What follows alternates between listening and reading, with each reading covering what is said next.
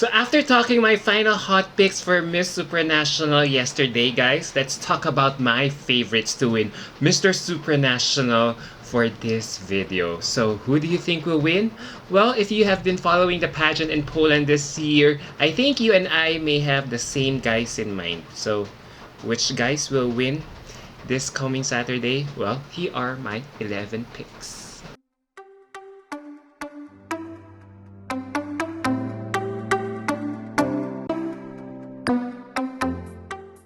At my 11th spot is Belgium's Jentil van Hourebeke.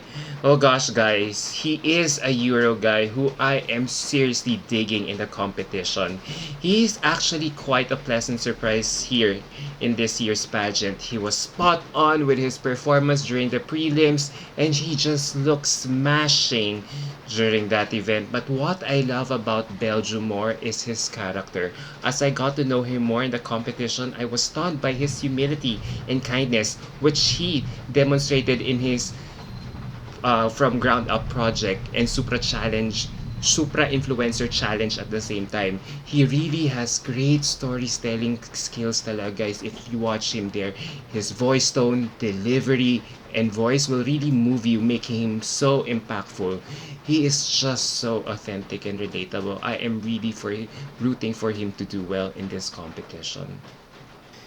At number 10 is our very own Raed Alzayer from the Philippines. You know, there is no doubt that our representative has been making us proud in Poland right now. He has been making his presence felt since arriving there in Poland, and I am not surprised that he was shortlisted as part of the top 10 best in the Top Model Challenge of the competition last week. He is tall. Raed is really tall, handsome, and has incredible stage presence, which he had honed from working as an international model before. And there is no doubt that he really looks great with his suit on and has done a remarkable physical transformation out of being an obese when he was younger. However, guys, eto na, as I closely follow him in the competition, I realize he is not as engaging as I would have liked him to be, as he looks so serious in the competition all the time. And that also extends to how I am assessing him in his preliminary performance the other day. He just lacks sex appeal on stage, and I hope he loosens up and have fun in the competition for a change. His walk may be good, but his facial transitions leave us wanting for more, as it's awkward and not fluid. I hope Raed really comes out with an exciting performance for a change come finals night. And now we go to my 9th spot, and I'm giving it to Venezuela's Anthony Gallardo. Out of all the contestants there in Poland right now, I feel Anthony Gallardo has the biggest shoes to fill, as he is succeeding William Badel, who we all know set things on fire in this pageant last year. Remember that? To be fair with Anthony Gallardo though, he has been holding his own against the frontrunners in this year's pageant. For me, he has this very commercial look that is very marketable in the international modeling scene. Whenever he steps out of the hotel for their activities, he always looks clean, fresh, and mabango.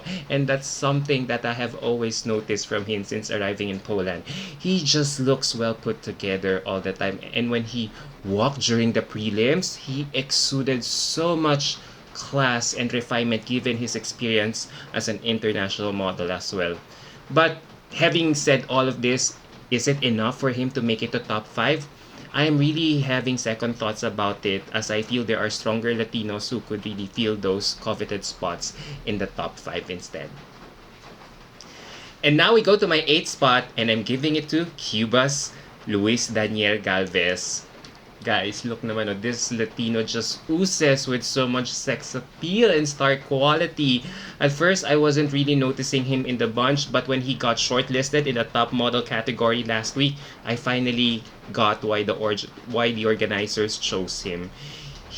For me, he has this charisma, especially when he smiles on stage, And he has a great personality, judging from his IG stories, where you can see him having so much fun with his fellow contestants in the competition.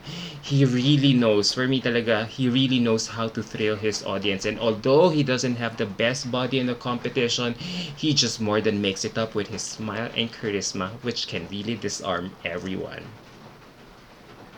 And now we go to my seventh spot, and I'm giving it to Indonesia's Matthew Gilbert Wibowo.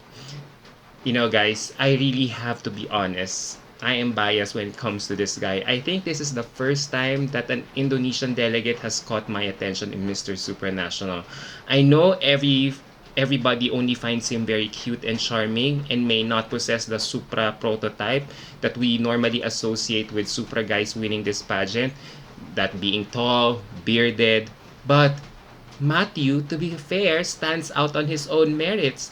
He just exudes so much boy next door image with that rep body, which he was able to work hard on for the past few years given his transformation, if you have been following him on his Instagram account. And he also has this great stage presence and poses well in front of the camera. When you saw his performance during the prelims and offstage, he knows how to excite his followers by coming out with his fun workout or OOTD content on his Instagram. He just knows what he really signed up for. And I also like the fact that he also has an active advocacy back home, which is helping small medium enterprises in his community. So overall, he's fighting hard, and I hope the super organizers can see the merit or the wisdom of his candidacy in this competition. And now we go to my sixth spot, and I'm giving it to Keith Williams from USA. He is also another guy whom I want to win so bad in this competition, given I was able to cover him extensively during his national pageant 2 months ago. For me, Keith has really this class and finesse when he moves, and that is very evident when he talks or even walks on stage. When he performed during the preliminaries, I thought he did okay, but how I wish he could have smiled more, he would have appeared more charismatic, given that he is such a great speaker. The thing is, guys, this guy is very charismatic, and if you are given the chance to know him better on a deeper level, you will see that he is really a man with so much depth and substance. However, I wish that the same charisma would translate when he is walking on stage though. Kasi I just find him flat. But nevertheless, I hope Keith remedies those things and would prove me wrong come finals night. And now we go to my top 5, and number 5 on my list is surprise! Adrian Itzam from El Salvador. Am I the only one who thinks this guy is the ultimate dark horse of the competition? I feel I am the only one seeing the potential of this guy to go the distance here in this competition. For me, Adrian El Salvador really looks like Hollywood actor Adrian Hart, and that unconventional messy hair is really making him physically a standout in the competition, in my opinion. Apart from his gorgeous pair of eyes and lean body. And I don't get why nobody is noticing him.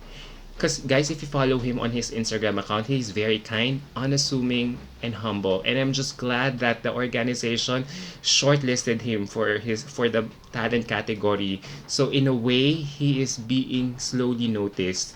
Slowly, the enigma or mystery is finally being unmasked, and his fun personality is slowly coming out.